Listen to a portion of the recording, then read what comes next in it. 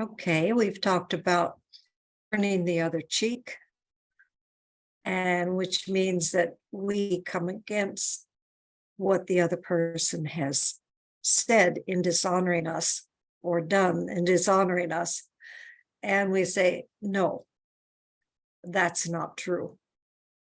So Jesus said, don't resist one who is evil. Okay, let's look at a few scriptures.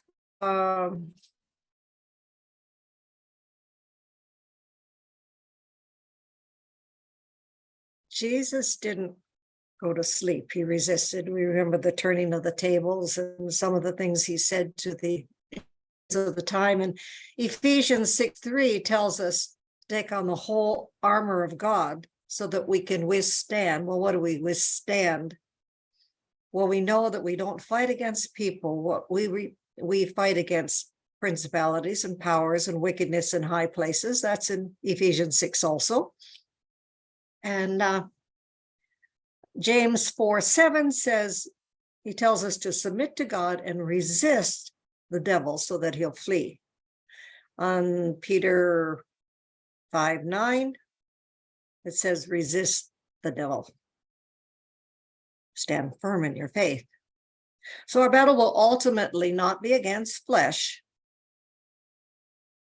And this is why it's so important to forgive a person, because it was the demon or the devil behind the person and not the person himself. And a lot of things have been stored up in the heart of a person, and the mind plays going around, around, around, and around. And people do not do kind things to us. And we talked about that too. So no matter what's done, of course, we know that if there's beatings and whatnot, we get out of there. But physical pummeling, we don't stick with that. We leave it. But if somebody leaves us, we still have to forgive. So the battle is not ultimately with flesh and blood, but it's the demonic behind. So it's the spirits that we're going after, because we live in a physical world. And remember that the devil is head of anything that is against Christ. So there's a lot going on against Christ, isn't there? So I can't emphasize enough that our ultimate resisting is against the evil forces of the spiritual realm.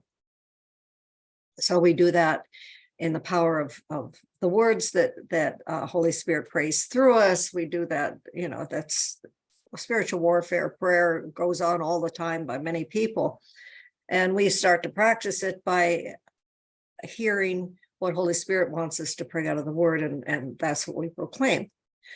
So Jesus did give up his life for our salvation. That was his mission from the beginning. Even when he said, Father, if you take this cup from me, please do. And yes. But he said, your will, not mine, be done. So we know that in our Bible is the will of God. So we can search it up, search it down, search it inside out, and read it daily and ask Holy Spirit to be our teacher. So we're not called to give up our lives for the salvation of others like Jesus did. No. But we are called, depending on the individuals, we're called differently because we have our unique callings. And Father has this clarion call for us to all get on the front lines and do our things, whether it's, I was chatting with a person who is into rescuing women from the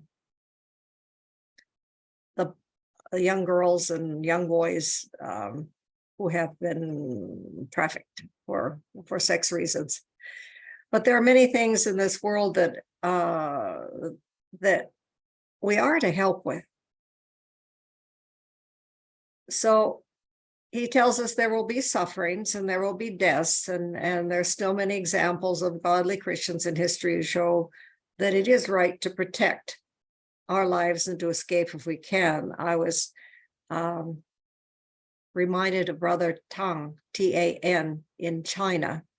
If you can get that book, it would be a good book to get and read about how the Lord rescued him and helped him escape. It helped his family escaped in many ways over the years. But he stood for what he believed. It was a time in China when there was so much persecution against Christians and all the Bibles had been burned. Well, history repeats, doesn't it? A lot of that is happening again. So there's much more in the Christian life in turning the other cheek and just taking it. No. Stand strong, my dears, and turn the other cheek and say no. And again, when you turn the other cheek, you know who to get, and it isn't the other person. It's the spirits, the principalities and powers and wickedness in high places.